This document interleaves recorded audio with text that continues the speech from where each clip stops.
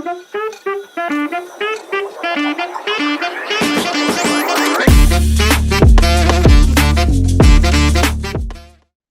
all, thank you so much for watching to the Marine Plant-Based University. And today I would love to introduce Stefan. So Stefan, thank you so much for coming today. So could You're you please welcome. introduce a little bit about yourself?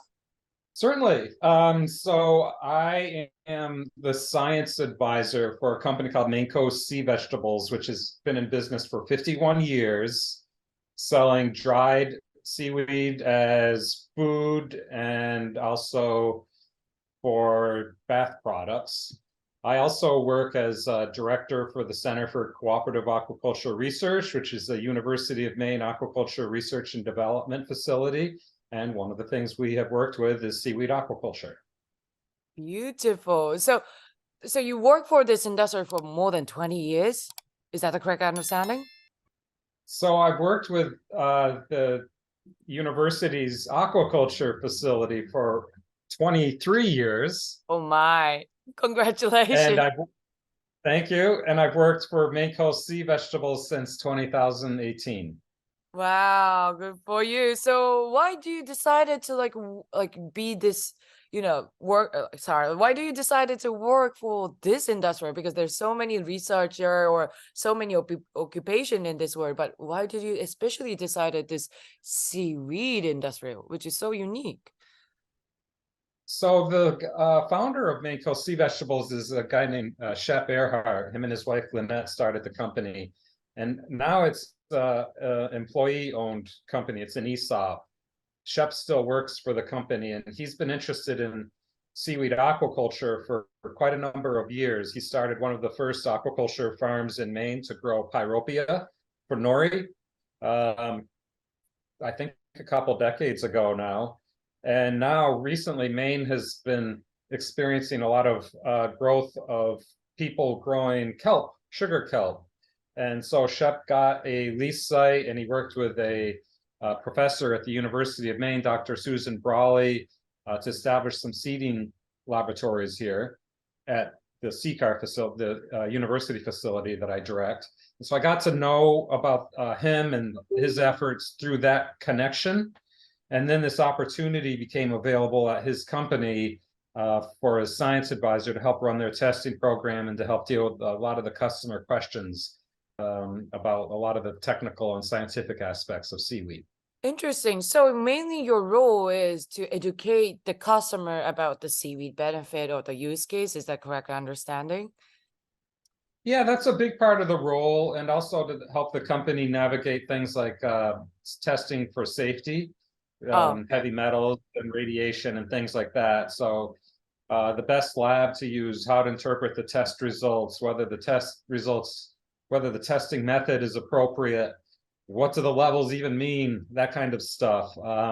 And also to help them with their nutritional labeling. So I've done a lot of work in that area too. So interesting. So your background is mostly nutrition, or I'm sorry, I'm still not like getting on the same page. So your background is not about the researching about the seaweed. Your background is more like nutrition or the food scientist. No, not really. My background is biology, wildlife and fisheries biology, and I worked in commercial fisheries for a long time, and then I got into aquaculture in 1996. And so I've been working in the aquaculture profession since that time. But while I was working for the university, we get to take classes for free. We got a certain amount of free credits. So I got a graduate certificate in food and nutrition. So I have some background in food and nutrition Now as well. I understand loud and clear. Okay, that's beautiful. So for what is your difficulties? What is your challenge to educate people about the seaweed benefit or the seaweed use case? Because I think we have a same struggle right now. Because my company, we create the medical capsules or the plastic alternative, but we mainly be an ingredients company to sell our seaweed powder for the finished product companies such as food, beverage, or the medical, whatever. But they, still in the States, people really don't understand about the benefit or the use case. We're doing the same, like, we have a lot of, like, common difficulty. Do you have any, like, huge difficulty to, like, go through to tell the people on the market? I'll say a couple things about that. So Mhm. we also sell to ingredients customers. We mill seaweed and sell it to pharmaceutical companies that are making seaweed supplements, or ingredients customers that are using seaweed in a chips or cookie or whatever it is they're making. And so those customers are used to the safety requirements and paperwork for conventional foods, but they're not as familiar with seaweed. And so they ask for a lot of documentation, Right. and they expect it to conform to their idea of what other foods are like. And it doesn't always. So that's been one challenge. With our retail customers, when it comes to nutrition, we have certain customers that are very specific in what they want to get, like, for example, iodine Right, or right. iron or any of those good things that seaweed has. And so they will ask, well, how much will I get if I eat 2 grams of this? Can you tell me how much is in there? And then I have to explain to them, well, there's a lot of variation because this is a marine crop, and the levels of iodine and other nutrients fluctuate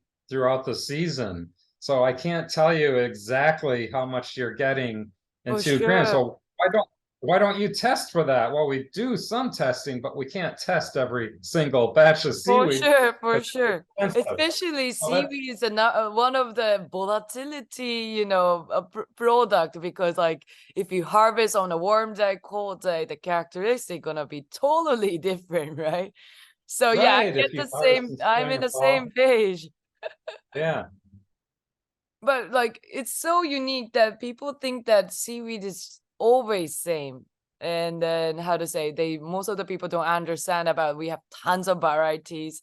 They have a volatility on the season. And also it's gonna be different when you harvest on different countries. So of course, there's, like, people think that seaweed is just the same thing, like apple or like the strawberry. You know what I'm saying? Yeah, there's that, and also because seaweed is so healthy and it's been used in Chinese medicine for thousands of years. Some people think of it like a pill or a nutritional supplement, and it should have an exact formulation that should always be the same, but it's not. It's a wild plant with healthful properties, but it's not going to give you the same dose of whatever it is you're looking for, and usually it's iodine. Every single time there's going to be some fluctuation. Yes, that's a headache. I totally understand. And but so we actually try to, like, find the iodine. We now working. We were talking with UC San Diego to search the iodine. But do you? But they said that they couldn't find. They don't have any facility to search the iodine. But you did the research for the seaweed. Oh, yeah, there's am I allowed to name a lab on this? Well, we can talk later if you want. Okay. So there are large commercial analytical labs that can test for Really? iodine levels Uh, in seaweed, and there's several, and we use one of them. And you have to pay, obviously, for the test, but they're pretty good.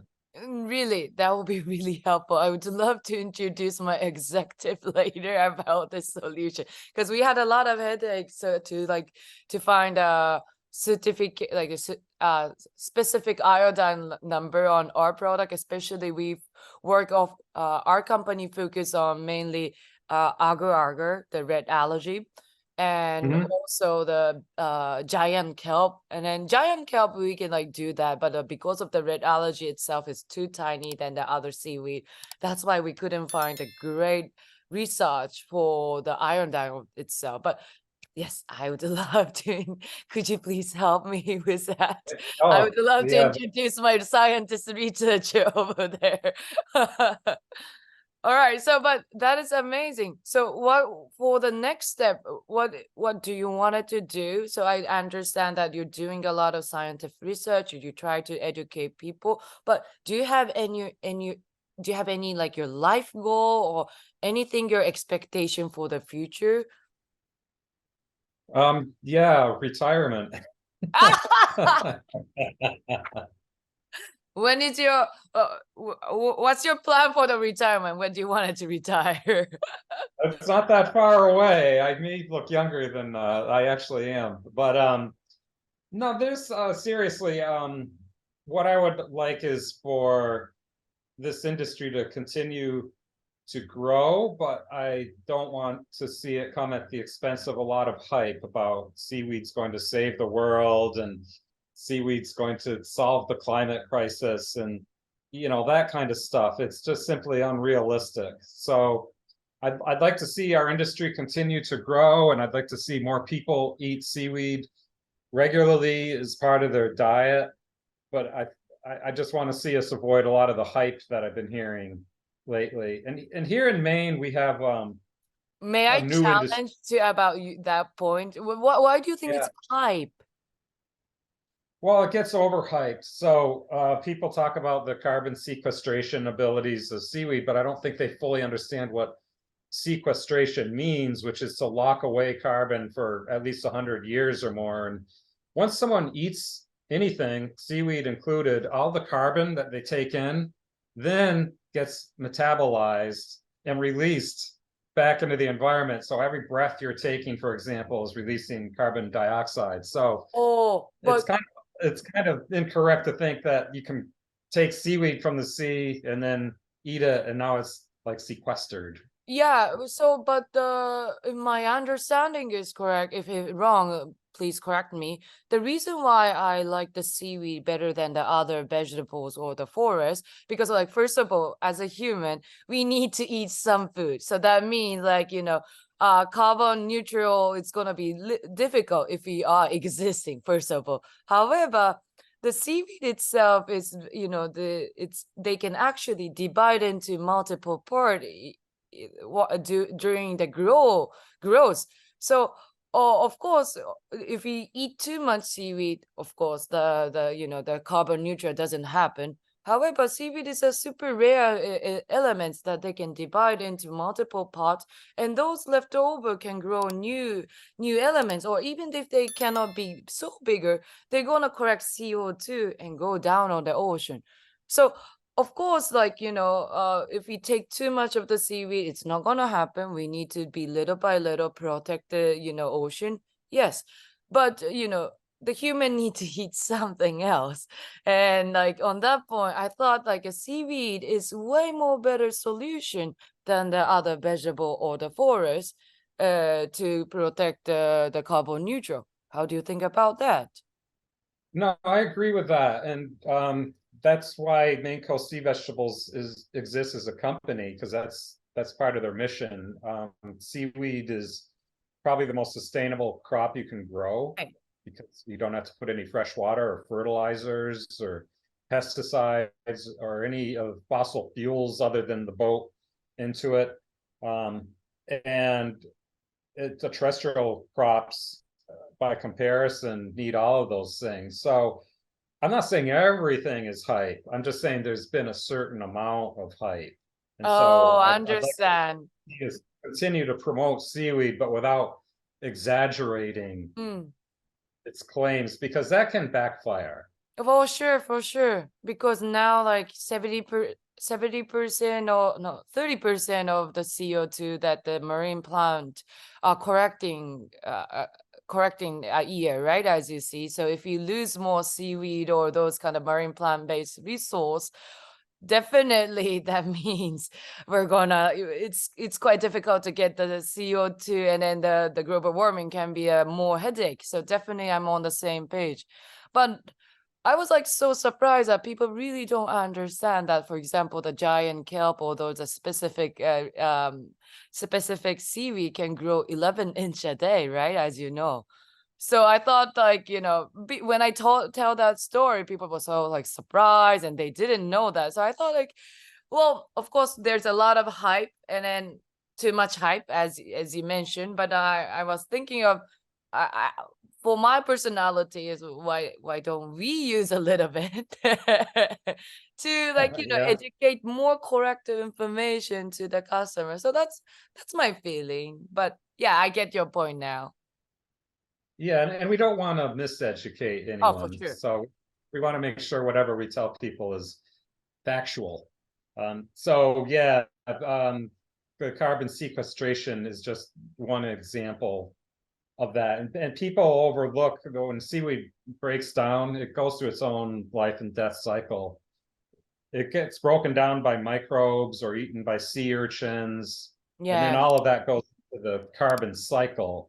That carbon isn't sequestered, it's just cycled and put somewhere else, but it's still there. But yes, that seaweed definitely does help with, like there's been studies showing that it can help with the pH issue. So our oceans are Right. acidifying as they absorb more CO2, and in areas where there's lots of seaweed, the pH is better for the ocean. So yeah, it's part of the solution Right. for Right. I sure. totally understand. So yeah, especially this like sea environment is like so complicated. So we cannot like take the only one piece. Like for example, people gonna say that like, oh, sea urchin is too much. Yes, but on the same time, in Japanese research, we found that there's one person that they like, they like crack the sea urchin around the